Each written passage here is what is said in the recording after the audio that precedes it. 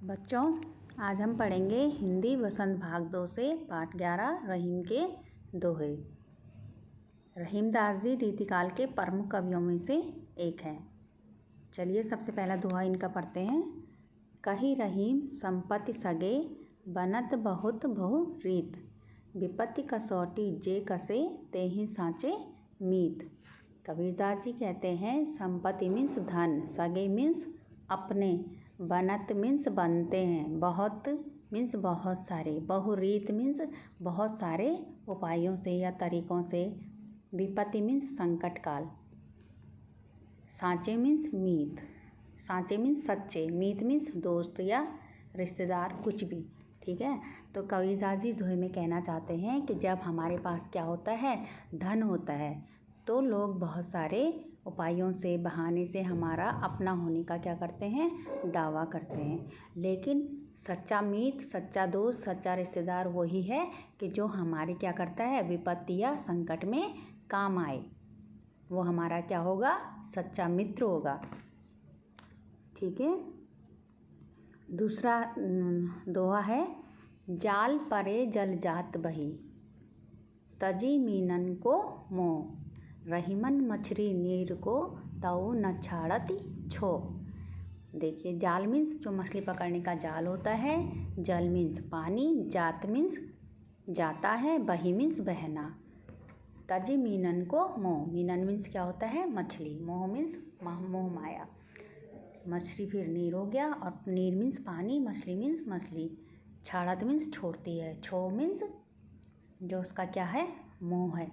तो जाल परे जल जात बही, तो रहीमदास जी यहाँ पे क्या करते हैं, जल में मछली और जल का जो साथ है उसके बारे में व्याख्या कर रहे हैं कि उनका साथ किस तरीके का होता है। तो जाल परे जल जात बही, तो रहीमदास जी कहना चाहते हैं कि जब क्या होता है, जल में क्या पड़ता है, जाल पड़ता है मछली पकड़ने के लिए, तजमीनन को मोह, तो जल जो होता है वो क्या करता है, मछली का मोह छोड़ के बह जाता है।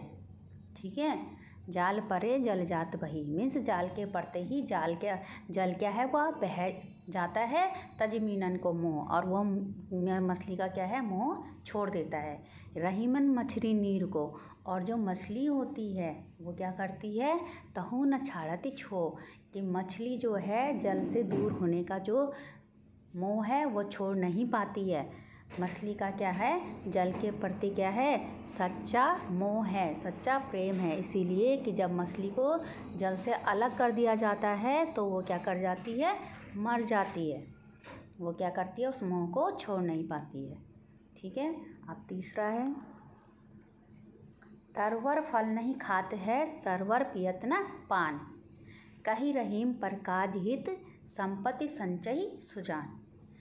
इसमें क्या है, मनुष्य के द्वारा जो पर उपकार की भावना है उसका व्याख्या की गई है कि जो सज्जन पुरुष होते हैं वो किस तरीके के होते हैं। देख लियो, तरवर फल नहीं खाते हैं, तरवर मीन्स होते हैं वृक्ष, कभी भी अपने फल को नहीं खाते हैं।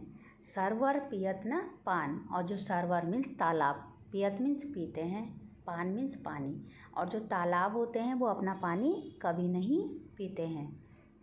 वृक्ष के फल हमेशा क्या करते हैं, दूसरे खाते हैं। सरवर जो तालाब है वो उनका पानी कौन पीता है, दूसरे लोग पीते हैं, दूसरों के काम आता है। कही रहीम पर काजित, उसी तरीके से रहीमदास जी कहते हैं कि जो सज्जन पुरुष होते हैं, संपत्ति संचय सुजान, जो सज्जन पुरुष होते हैं, अच्छे व्यक्ति होते हैं, वो क्या करते हैं कि अपना जो धन है वह दूसरों की भलाई के लिए ही काम में देते हैं।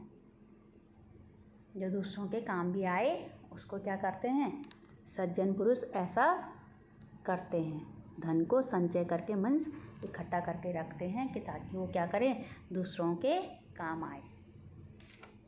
अगला है थोथे बादर क्वार के, जो रहीम गहरात, धनी पुरुष निर्धन भये करे पाछली बात। थोथे मीन्स होता है झूठे, बादर मीन्स बादल, क्वार मीन्स होता है, क्वार यहाँ पे महीने का नाम से दिया गया है। ये हमारे हिंदी कैलेंडर के हिसाब से अश्विनी माह का जो महीना होता है, और इंग्लिश में हम इसे कहते हैं सितंबर अक्टूबर का जो महीने चलते हैं उनको, ठीक है। तो इस महीने में जो बादल होते हैं वो क्या होते हैं, झूठे होते हैं, मीन्स वो केवल गरजते हैं, बरसते नहीं हैं। गहरात मीन्स गरजना, ठीक है। तो वो कह रहे हैं कि थोते बादर क्वार के जो रहीम गहरात, कि रहीमदास जी कहते हैं कि जो क्वार के महीने के बादल होते हैं ये झूठे होते हैं, ये केवल गरजते हैं, बरसते नहीं हैं। तो धनी पुरुष निर्धन भये, कि जो धनी पुरुष कभी किसी ज़माने में क्या होते हैं, धनी होते हैं, और अब क्या हो गए हैं, वो निर्धन हो गए हैं।